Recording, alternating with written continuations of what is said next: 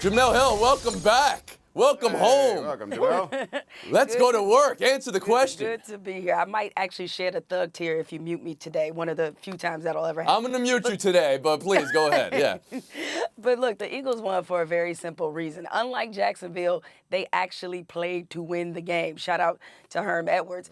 The thing is, the Patriots, they tend to psych out a lot of teams that they play. They get coaches doing things that are unnatural. Doug Peterson coached this game like it was his very last football game he was going to coach. His aggressiveness, I think, permeated the rest of this team, as evidenced by the fact that they were 10 of 16 on third down, which is an amazing stat, considering there have been times this season where Philly has struggled to do that. So when you have a coach with that mentality, it's infectious. And I think to see him execute the plays that the way that he did, or the way that he called the game, it was just, this is probably one of the greatest called games I've ever seen in a Super Bowl. Greatest call game she's ever seen in a Super Bowl. Bomani Jones, you agree? Is that how Philly won?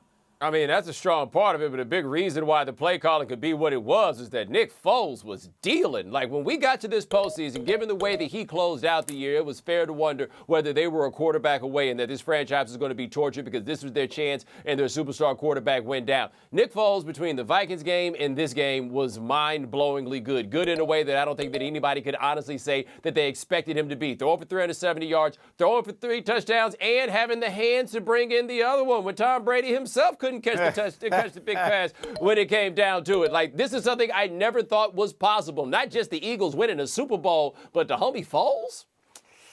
Israel Gutierrez, how about you? What decided this game? Only thing I'll disagree with what's been said so far is that Doug Peterson coached this game like it was his last game. I'd say he coached this game like he has all season. He's been aggressive. He's been a guy that trusts his offense, and early on, obviously, had trust in Carson Wentz. But go ahead and look at, as Bomani said, the last couple of games that Nick Foles played before this, 75 completion percentage at plus in each game. That's going to make it, that looks like a guy you have trust in. And of course, I said going into the game, the Eagles' biggest strength is their underdog status, is Doug Peterson's ability to call these plays confidently and say, don't worry, we'll still beat this team. And they did it in the Super Bowl and beat a Patriots team that's defense was never really that good anyway. Notice how Israel said, as I said, going into the game. You said a lot of things going into the game. You picked the Patriots going into the game.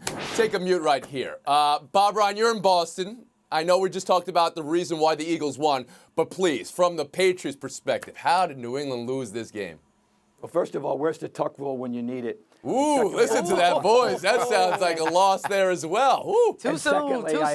You have to bear with my voice today. Now, this is a season that began with the team giving up 42 points in opening night to the Chiefs and ended with them giving up 41 points in the Super Bowl. Defense was an issue all year. We watched them suffer through defensive problems all year. We watched them survive and advance to the Super Bowl with a very shaky defense who lost its only legitimate playmaker when Dante Hightower went down a long time ago. What happened was no surprise to any Patriots fan who was watching and paying attention all year that the defense would be the cause of their downfall in the end. They scored enough points to win any normal game. It was not a normal game. They couldn't get them off the field on third down. They haven't gotten people off the field on third down all year. So this is why we knew if they're going to lose, giving up a lot of points. Bomani Jones, you want to address that? Well, no, another thing for the Patriots, though, their special teams have always been very good. You had the missed field goal, and they can only make up an advantage on special teams if there are punts in the game. This game was almost entirely punt-free. Mm-hmm.